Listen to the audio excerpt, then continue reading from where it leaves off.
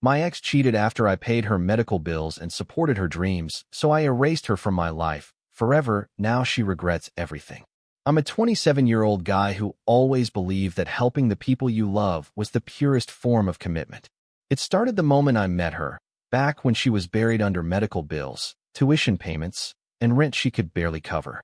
I remember sitting across from her at that tiny coffee shop, her hands trembling over a stack of unopened envelopes, and feeling this mix of anger at her situation and a strange, protective urge I didn't fully understand. I offered to help without hesitation, covering her hospital bills, helping with rent, even buying groceries when she swore she'd manage. And it felt natural, like this was exactly what love was supposed to look like. She would sit there, eyes wide, a mix of relief and embarrassment flickering across her face, whispering, "I don't know what I'd do without you." Those words hit me harder than I expected. I started attending her art exhibitions, sitting quietly in the back while she nervously displayed her work, and I cheered her on for her personal growth courses, offering praise and encouragement even when she doubted herself. Supporting her dreams felt like investing in a shared future, a future I was building with my own two hands. Every small victory of hers became mine too, and the sense of purpose it gave me was intoxicating. I remember late nights going over bills, balancing my own account, while making sure hers never fell behind. The apartment smelled faintly of her favorite vanilla candle as I pored over spreadsheets, feeling this strange pride that I could handle it all. I believed loyalty and support were the currency of love, that my sacrifices were proof of commitment. And yet, a small, nagging voice in my head whispered that maybe I was moving too fast, giving too much, trusting too blindly, but I shoved it aside. I had no idea then that my generosity might not be met with the same devotion, that the person I was investing everything into could see my dedication not as love, but as opportunity. Even as I carried her burdens, I didn't know how much more I would have to carry before realizing the true cost of trust. I started noticing little cracks in the picture I'd built, small moments that made my chest tighten with unease. She praised my help constantly. "You're amazing. I don't know how I'd survive without you," but rarely asked how I was doing, or if I even needed a break. Nights I spent juggling my own work with late calls from her about bills or errands left me exhausted. Yet every time I suggested she handle something herself, she'd look at me like I'd just asked her to move a mountain. One evening, as I was trying to finish a report, she called, panicked about a payment deadline I had already covered weeks ago. "I thought you said you'd handle it," she demanded, frustration in her voice. I felt that familiar tug of responsibility, anger simmering under the surface, but I told her, calmly, "I did. It's already taken care of. You don't need to worry." She exhaled like a weight had been lifted, but that pang of unease in my stomach lingered. I noticed her phone would buzz late at night, and she'd jump at every notification, often whispering or stepping out of the room. When I asked, she brushed it off as friends or work, but there was a defensiveness I couldn't ignore. Even small expenses she claimed she couldn't manage seemed to vanish mysteriously. Extra dinners, unmentioned shopping trips, or gifts that I later found receipts for. Despite the hints, I kept rationalizing. I told myself that love meant sacrifice, that supporting someone through hard times required patience and trust. I clung to her words, "I couldn't do this without you," replaying them in my head like a mantra. But the unease grew, a quiet suspicion that my support was being taken for granted, not cherished. I went to bed that night staring at the ceiling, the apartment silent except for the faint hum of the heater, wondering if loyalty could be one-sided and if I was blind to it, never realizing that the real betrayal was still weeks away. By this point, my life had become almost inseparable from hers. Every paycheck I earned seemed to have two destinations, mine and hers. Rent, utilities, groceries, tuition, emergency bills, it all became part of my daily routine. I stopped thinking of it as sacrifice. It was just what I did for someone I loved. Even when I was exhausted, late nights stacking paperwork or juggling deadlines, I felt this quiet pride, like I was proving my worth through my dedication. She leaned on me more than ever, not just for money, but emotionally too. "You're my anchor," she said one night, her voice soft but heavy with exhaustion. I remember the smell of coffee mixed with the faint scent of her lavender lotion as I sat beside her, listening while she vented about school stress and family drama. I told her it was fine, that I could handle it, because at that moment, helping her felt like the most natural thing in the world. Her little victories became my victories too. I attended her gallery shows, clapped the loudest, and whispered encouragement when she felt insecure about her artwork. I signed up for online seminars with her, researched courses she wanted to take, and made sure she never felt alone while chasing her dreams. Each time she expressed gratitude, my chest swelled, and I believed I was building something lasting. But the first seeds of doubt were starting to sprout. Friends would occasionally ask why I was doing so much, hinting that maybe I was being used. I waved it off, thinking they didn't understand the depth of what love meant. Still, late at night, I noticed the way her eyes would flicker when I mentioned my own expenses, and I felt a strange, sinking feeling I couldn't shake. Even as I poured everything into her life, I had no idea that my trust and devotion were slowly being weaponized against me, preparing the ground for a betrayal that would shake me to my core. It started with small lies, almost insignificant on their own, but enough to make my gut twist with unease. I noticed her downplaying certain expenses, saying she hadn't spent much when I later found receipts proving otherwise. One evening, I saw a notification from a cafe she swore she hadn't been to, and my stomach dropped. I confronted her gently. "Hey, I thought you said you didn't go out yesterday?" She laughed nervously, brushing it off. "Oh, it was just a quick coffee with a friend. Nothing big, I promise." But the defensiveness, the way her eyes avoided mine, gnawed at me. I remember the apartment feeling heavy that night, the air thick and warm from the heater, the faint scent of her perfume making everything feel unreal. My chest tightened as I tried to rationalize it.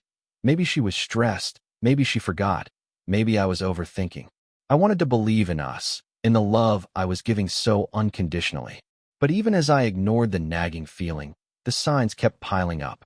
She became more secretive with her phone, stepping out to answer messages or whispering when I entered the room. I started noticing that she rarely asked how I was doing, never questioned the bills I'd covered, never offered help or insight into her own finances. The balance of our relationship was tipping, and I was the only one holding the scales. Friends started giving subtle warnings too. "Are you sure she appreciates everything you're doing?" I brushed them off, convinced that love required patience, understanding, and sacrifice. I repeated her words in my head. "I couldn't do this without you," and let them soothe the growing anxiety in my chest.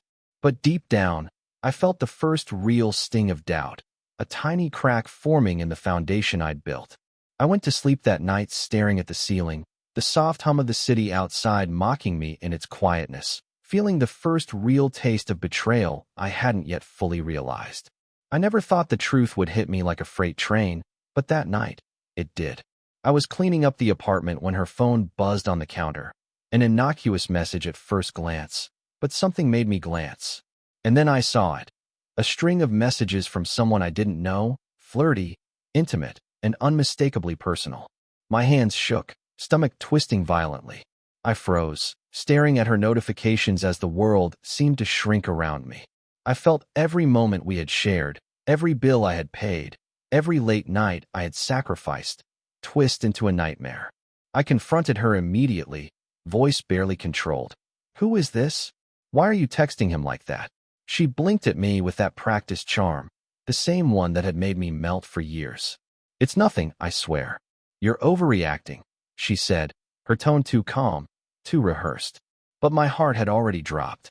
This wasn't stress. This wasn't a misunderstanding. It was betrayal, pure and simple. The apartment, once warm and comforting with the scent of her vanilla candles, now felt suffocating, every shadow heavy, every sound amplified. I replayed all the little hints I had brushed off, the secretive texts, the defensiveness, the unexplained expenses, and it all clicked. She had been living two lives while I carried her burdens without complaint. I felt rage, heartbreak, and disbelief all at once, a cocktail so sharp it left me trembling. The realization sank in. Every dollar I spent, every word of encouragement, every sleepless night had fed her double life. The love I had poured into her, the sacrifices I had thought would strengthen us, had been exploited. I sat on the edge of the couch, her whispered reassurances echoing in my head, and for the first time, I saw clearly how blind I had been. My hands shook, my chest burned, and I realized that what I thought was love had been a one-way street, a road paved with lies. And then she smiled, oblivious to the storm in my eyes, and whispered, "You're my everything." My stomach churned as I held back a bitter laugh, because I knew the truth. I was everything she wanted, until she got bored of pretending. I couldn't keep it inside any longer. That night, I cornered her in the living room, the dim light casting shadows across her nervous face. "I saw the messages," I said, voice low but sharp. "Why were you lying to me? Who is he?" She froze for a moment, then blinked slowly, like she was trying to make me doubt my own eyes. "It's not what you think," she murmured, voice trembling but oddly practiced. "You're imagining things. I didn't mean to hurt you. I needed someone to talk to." Her words made my chest tighten, but my gut told me she was spinning a web I had no chance of untangling. "Talk to who? And don't lie to me. I've carried everything for you. Your bills, your tuition, your medical expenses. And this is how you repay me." I could feel my hands clenching into fists, the living room air heavy with tension. The faint smell of her perfume that used to comfort me now felt suffocating, almost mocking. She looked down at her hands, twisting them nervously. I didn't think it mattered," she said softly, trying to soften the blow. "I just needed someone to understand me." Her attempts to manipulate me, to make me feel guilty for being angry, hit harder than the betrayal itself. Every ounce of patience I had built up over the years was being tested, and I realized just how deep this manipulation went. I sat there, stunned, heart pounding, mind racing. I wanted to scream, to hit something, to make her feel even a fraction of the devastation I felt. But instead, I stayed calm, barely breathing, letting her words hang in the air while I silently cataloged every lie, every hidden expense, every sleepless night I had sacrificed for her. By the end of the night, I knew one thing for certain. She had no remorse, and my love had been twisted into her tool. The betrayal wasn't just financial. It was emotional, and it cut deeper than I ever imagined. And as I closed the door behind me that night, I realized this was only the beginning of what I would have to endure, and the path I would have to carve to reclaim my life. I hit a level of despair I didn't think was possible. The apartment, once a sanctuary filled with her laughter and the scent of vanilla candles, now felt cold and suffocating. I couldn't sleep, couldn't eat, couldn't focus. Every memory of our time together twisted into sharp edges. Her smile, her gratitude, every whispered, "Thank you," now felt like a lie I had swallowed whole.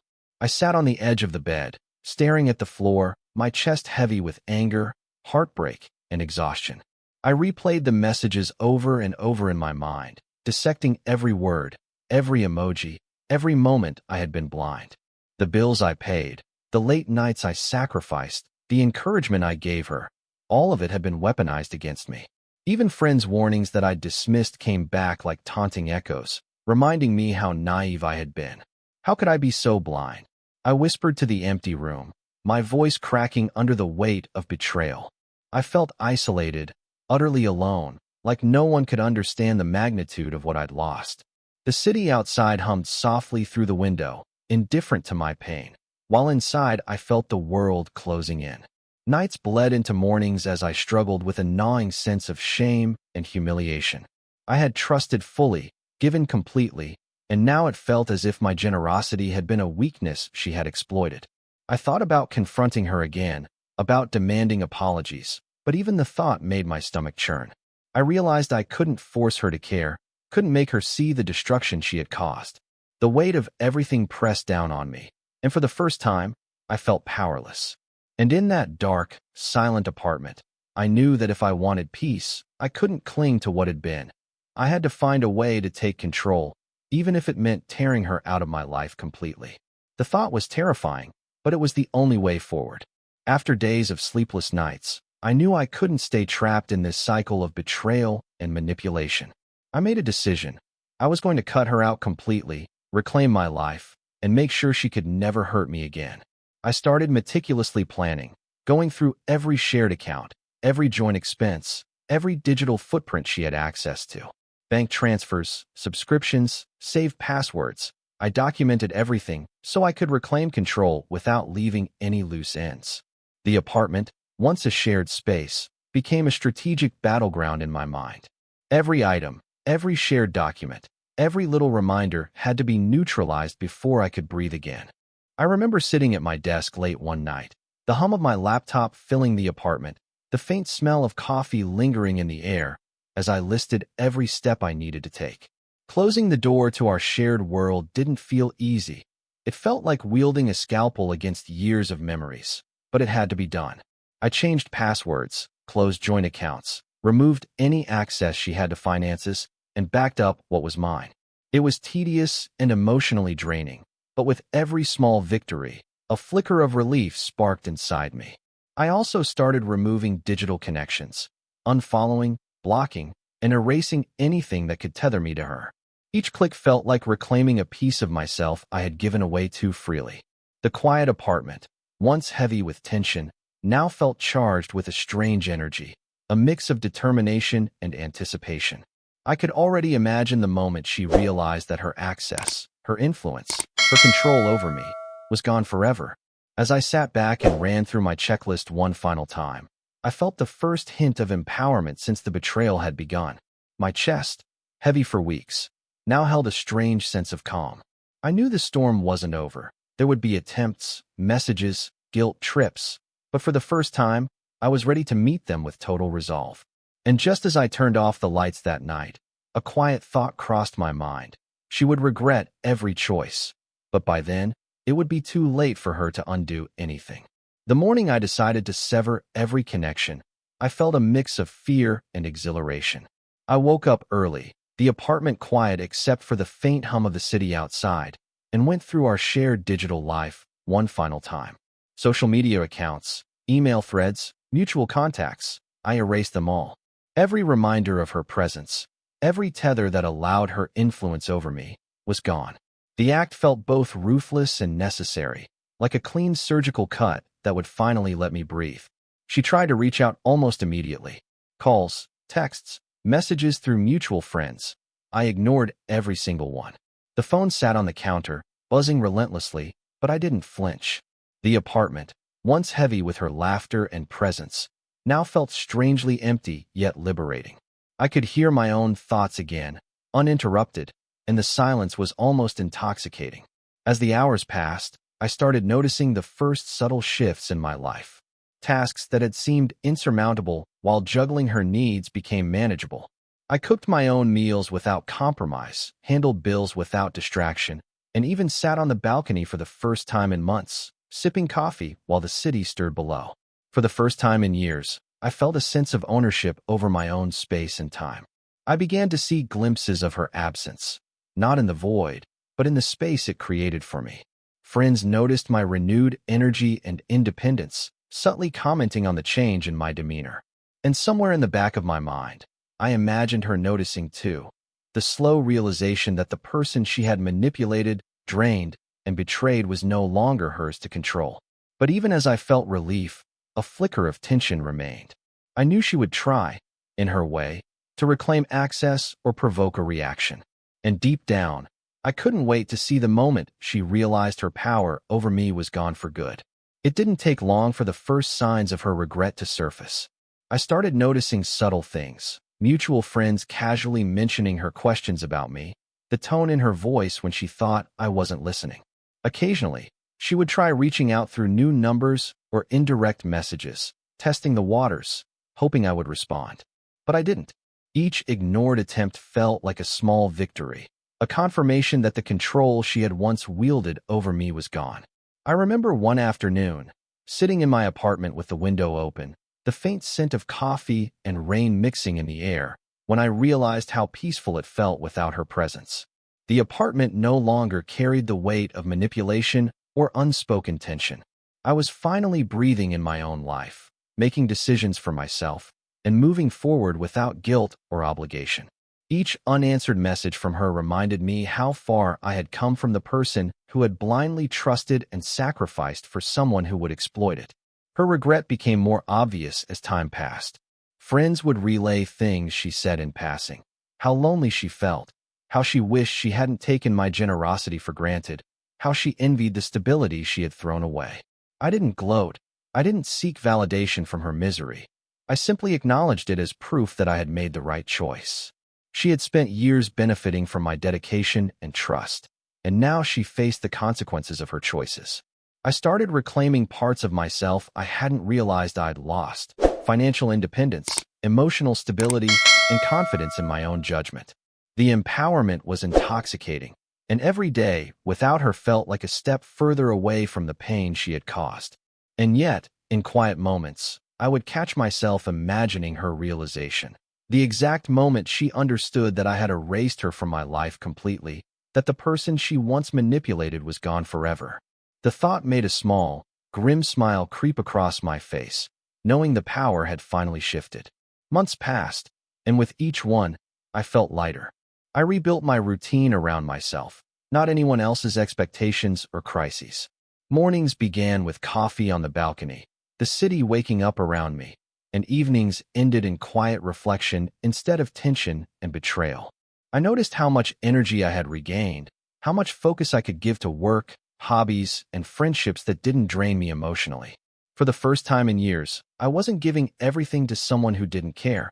I was giving to myself. I thought about her sometimes, but without the storm of anger or heartbreak. I heard from friends that she had tried to reach out again, leaving vague, desperate messages, but they were met with my silence. I didn't gloat or respond. I let the universe do its work. Watching her regret unfold quietly, from a distance, was enough. I realized the satisfaction wasn't in revenge. It was in reclaiming my life and refusing to let her harm me any longer. I reflected on what I had learned: boundaries, trust, and valuing myself above anyone else's manipulation.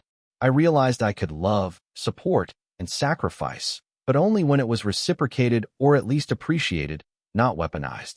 The quiet apartment, once haunted by betrayal, now felt like a haven, filled with the faint smell of my coffee and the soft hum of city life, grounding me in the present. I even started making plans for my future without fear or hesitation. Trips I had postponed, investments in my personal growth, reconnecting with old friends I had neglected.